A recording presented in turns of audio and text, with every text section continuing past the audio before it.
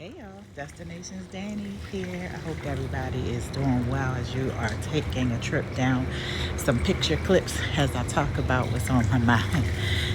Yes, I did a thing. I decided to sign a 1 year lease on an apartment here in Chiang Mai. I actually moved in on September 1st. When I went back to try to get clips of my apartment, I saw that too slow on the link. So they actually took it off after I signed and gave my money. Here's my receipt right here. So unfortunately, you guys will not be able to see the apartment until I move in. I was going to use clips of the apartment as this voiceover, or for this voiceover, but clearly the property management had another thing planned for that video or those clips. But anyway, so since I know that I'm going to be here for the next year in Chiang Mai, Thailand, of course I can't talk about places in other parts of the world and things to think about when you're looking there or thinking about traveling there or choosing that place for your home. But I can talk about the psychological effects that moving out of your place or country of origin can have on you. As I move through this whole experience, I think just about once or twice a week I'm hit with, oh my goodness, I'm actually not in the States anymore, and I have to figure out how to pivot because what I expected is not what's my reality, you know? And it could come down to the simplest things, or it can come down to more complicated things. Like in this clip, you're seeing me inside of a Grab, and I told someone that I was going to be there within 10 minutes, yet 45 minutes later, I hadn't gotten a Grab because it was so busy that day and traffic was overwhelming. So I've never waited 45 minutes for a Grab when usually it only takes about 5 minutes for me to order one and go outside and hop in, you know? And it takes adjustment when you've been used to having your own transportation for 20 plus years and you can get into your vehicle and drive wherever you want, as opposed to figuring out and where you're going or where you're at, like me being here in Chiang Mai. Am I going to take public transportation or am I going to find a Grab? For me, public transportation was not an option. I don't know enough Thai to communicate if I get lost.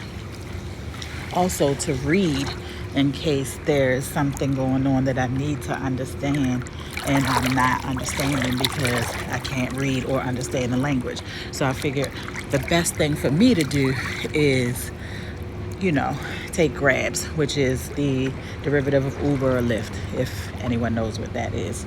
And that's a thing to consider. And also another thing to consider is the Thai culture, or the culture where you'll be living. I actually live in a culture where saving face is at top of their priority list. You don't want to argue with the Thai person, make any scenes, raise your voice, anything like that. Even writing bad reviews here in Thailand can get you negative effects. If you're known in your area, and of course, me being a black woman, I stick out like a sore thumb. And I was to give a bad review, or if I was to get mad or upset or frustrated because I don't know the language or I don't have a thing that I want, it can impact me dearly, to not having service, to not, being able to live here. You know what I mean? So it's having to adjust yourself when you find yourself frustrated and figure out which way you want to pivot, instead of being in a position where you would probably act how you would in your country of origin and things would be okay. You have to consider that things may not be okay if you bring the same attitude into your country, the country that you're visiting or thinking about making your next home. Another thing is just feeling like, will you have enough connection if you're a person like me, I'm a Taurus and I'm a true Taurus. I can be alone or I can be in a crowd. I'm definitely an ambivert. I love my time alone. I love myself. But there are times when I want to have interaction with people that are familiar and that I can actually hold a conversation with. You need to make connections, and or you should consider making connections and then figuring out what those connections would look like. For me, I was very lucky in that there is a pretty big Black in Chiang Mai group here, and there's a big age range of people. You can interact with people between the ages of 20 and maybe up to 70 or 70 plus. I don't want to speak on somebody's age, and if they're watching, hey, I'm not talking about you. But I do know for a fact that there are women in their 60s here, and I, of course, am in my 50s. So having interactions with them from time to time keeps me grounded and keeps me feeling like I'm in a sense of community. But most times I'm by myself, traveling through the city or just in my pool like I am now as I'm doing this video, alone and loving it. So if you're an extrovert, you definitely need to think about that. How would moving to a country that maybe doesn't speak your language of origin affect you if you're an extrovert? If you're an introvert, this may be a great thing for you to do. Come to a place where you don't have to interact so much because there aren't people around or many people around that speak your language. And since Chiang Mai is an area that's frequented by tourists, they do have people that speak, a lot of the people do speak English, but it's very little English, except for if you're going to a hospital. They speak good enough English to definitely communicate back what you need to know. So consider those things, because they're very important. There's a couple of things that I ran across when I was first coming here, or when I first started staying here, which was there are no Black hair care places. You have to figure out where you can order products from to get what you need, and that again falls in line with no Black skincare products. And I'm not going to lie and say that I'm the type of person that's going to put some like olive oil and peppermint together and make a mix to put over my hair. I'm not that type of person. I'm not even going to act like I'm not that type of person. So finding hair care products, skincare products, and where I could possibly order them to have them shipped was a lot, because there is no Amazon here like there is in my country of origin. I have to order Lazada, and had I not ordered some Grab food and ran into a young Black lady in the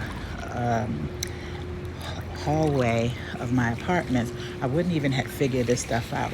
She was the one that put me on to the Black in Chiang Mai WhatsApp group. So you have to think about also how you'll find your information, like joining WhatsApp groups. Here in Asia, they use Line as well as WhatsApp. So just being in touch on social media may not be the best way to communicate what it is that you need or to find information that you need. Joining phone groups is a little bit more personal, and you can get the information that you need for the most part. There's always someone that's been through something that you're going through or feeling frustrated about, and they will give you information. So that's definitely something to consider moving abroad and how that affects you. For me, because I am 52, I've reached a point in my life where I don't react first and then move to solution next. I sort of have a solution focused mind mixed with reaction, right? Where I'm like, oh dang, they don't have XYZ. Okay, Now, how can I source some information so that I can get XYZ? If you're a person that gets easily frustrated and you're not open-minded, then you may have to consider whether leaving your country of origin is right for you, and what country you would move to that would have the most similar infrastructure to where you live, so that you can feel comfortable moving there. So please consider that. Also, you have to consider the time zones. Like for me, there's an 11-hour difference between where I work and where I live. So now I have to shift my priorities as far as connecting with family at home and friends at home, connecting with clients at home, and how I will move here, in order to fit both lifestyles. Because in essence, if you're still having to work and you're working from your country of origin and there's a big time difference, that's something that you really need to think about, because you have to be real with yourself. Are you a person that's going to be able to shift and work overnight if you work in mornings? Or if you're a night shifter and you have to suddenly find yourself suddenly working in the morning because of the area that you've moved to? All of those things have to be considered when you move abroad.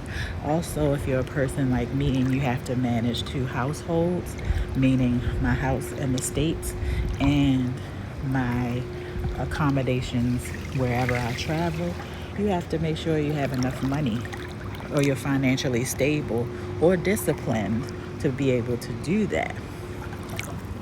And for me, I have to adjust, because I definitely am a fly-by-night person. And when I'm concerned about money getting low, it's not like I can go home in a quick minute. No, I have to consider the flight.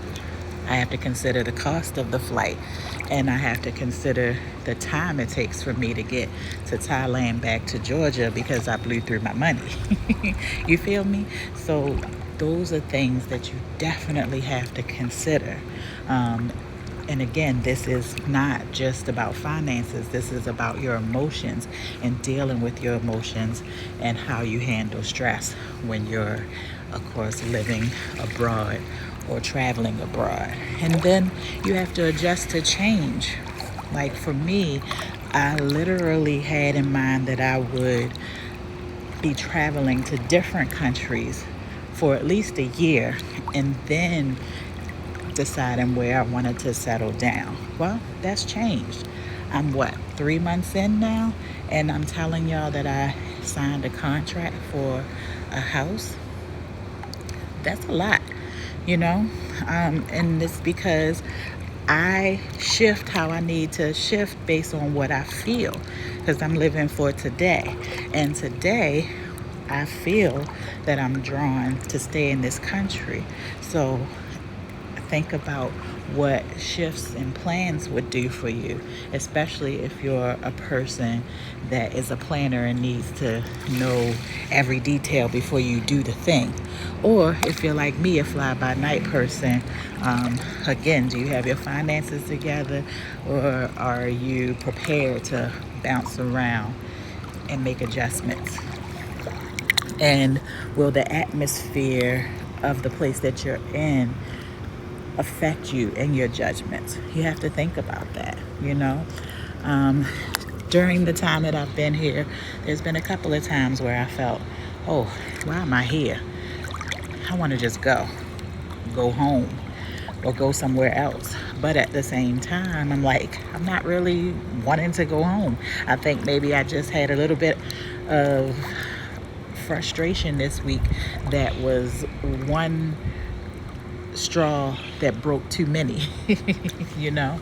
And then I snapped myself back to reality, and I said, there's a reason why I left the U.S. And living here has definitely started to open my mind and just relax myself more, and give me time to think without all of the American hustle and bustle. Like I had this thought process of, calm down, I'm gonna relax, be here whenever it happens on YouTube, and I'm not gonna stress myself about what's happening and the time that it happens. What I am going to do is just enjoy whatever day I'm on and take it one day at a time and breathe, because I'm in a place that I can do that because the cost of living is cheaper than where I was, you know? So it gives me the freedom to just drop my shoulders and relax. So when you're traveling, you have to ask yourself, are you starting to feel the difference that you want to feel, or are you still carrying the weight of the country of origin that you came from? If in fact you're leaving for reasons that are just, I want to go explore an adventure. Yes, I wanted to explore and have an adventure, but I also wanted to leave the living in the southern USA, not have been struggling to pay my bills when my lifestyle affords me to not have so many bills. So if I'm struggling as if I had mortgage or rent and then 20 credit cards and this and that, I could see me feeling how I felt there, but I didn't have those things, and I still was overwhelmed as if I was worrying about how it was going to look in the next 5 years. Here, I can go out if I want to and not stress about it. And that's a good thing, but also adjusting to how I go out and not being able to read the menu and not being able to speak with the staff at the restaurants or wherever I go. It is frustrating. And so again, you have to ask yourself, are you a person that can handle something like that, or will you just bend to adjust, such as myself? This is why I enrolled into the language class, so that I could learn to speak the language enough to be at a restaurant and not get frustrated or hope that they have pictures so that I can just point to what I want on the menu like I'm a kid. Can you imagine how that would feel when you're over 52 years old and you're used to being able to use your words? That's a lot. So again, think about what you as a person can tolerate if you are on this journey of thinking about leaving your country of origin to be a nomad, or to just go live in the one particular country or area. And once you make that decision to do that, please decide to learn about that country, the culture, and all of that. Do not take your American mindset, and I'm just saying this because I'm an American and we are bullies, but don't take your American mindset and think you're going to walk into other people's country and just act how you would act at home. Respect the country, respect the land, respect the people, and learn what you can to decide if the country and area fits your lifestyle most, fits your personality most, fits the way you want to live most. Would I want to live out in like a mountain town or a beach town in Thailand? Absolutely. However, if you think that you struggle with talking English to people in places where there's a lot of tourists, can you imagine what I would go through if I was in a remote area where even less people probably speak a little English? So be realistic in where you're wanting to go, and think about the practicality of it all, what you need. You know, as far as if you're a person that takes medicine all the time and you need refills every 3 months or whatever, what does that look like for you? If you're a person that has problems with walking or mobility, think about what that looks like for you. As you guys saw in one of my videos I posted, that I have to have surgery, and I knew coming in that I had bone spurs, but I didn't know coming in that it would affect me like it is right now, you know.